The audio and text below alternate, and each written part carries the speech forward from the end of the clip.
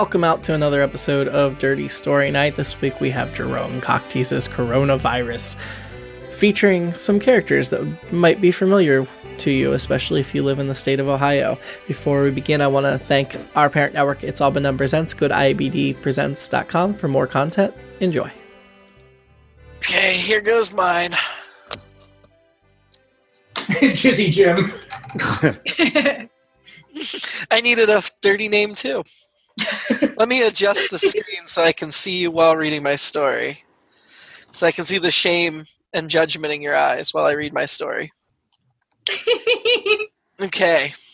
She walked down the hallway with trepidation, mask pressing uncomfortably against the sides of her face. She looked for any sign of being followed, but the corridor was empty, save her. She reached the door of her destination, and slipping on a glove, knocked gently. The door swung open, and the man behind it quickly jumped back a few feet. He was also masked. His neatly tailored suit rumpled. His eyes looked excited to see her, as did the tet in his pants, although she politely tried not to notice. "Dr. Fauci," she said, nodding. Dr. Acton, come on in, returned the slender man, stepping back so she could enter and still maintain a safe distance of at least 6 feet. He stepped further into the hotel suite, and she followed. There was a single chair against the far wall, and he offered it to her, but she shook her head, seating herself on the edge of the bed, which he'd already thoughtfully covered in sanitary plastic. "It is such an honor, Dr. Fauci," said Amy. "I've brought all the latest figures to show—" "That's not why I've come," he said, interrupting. "Oh?" she asked, curiosity piqued. "I mean, yes, the safety of your state was definitely a plus for this location. The White House is just a mess, and I had to escape that disaster."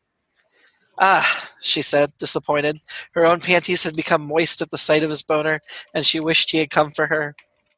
"Yes, the way you've taken charge in Ohio is inspiring," he said with a gulp.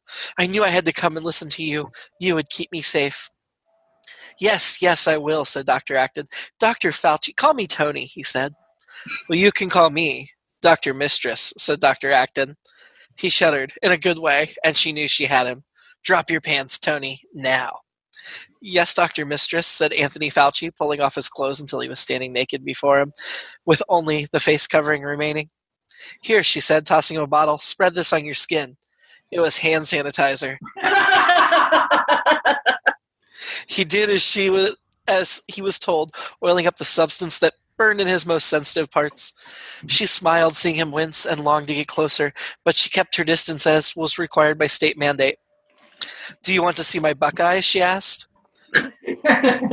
"Oh, yes, Dr. Mistress," said Anthony. She ripped her shirt open and her ample breasts popped out, tipped with areolas as brown as the nut.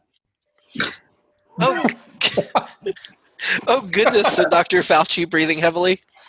"Now stroke yourself for me," said Dr. Acton, laying back on his hotel bed.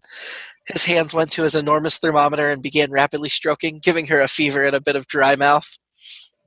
"Yes, harder," she breathed, her hands on the labia majora now, wet as a cart that had just been sprayed down at the local supermarket. "Ooh," Dr. Fauci moaned, as unable to hide his arousal as he was to get a haircut under the current circumstances. Dr. Acton took off the rest of her clothes, sans mask, of course, and furiously ordered takeout from her pussy. She knew it wouldn't take much before it was delivered, and wished she could share the meal with the man before her, but wouldn't dare do so until he'd been quarantined for 3 weeks with no symptoms.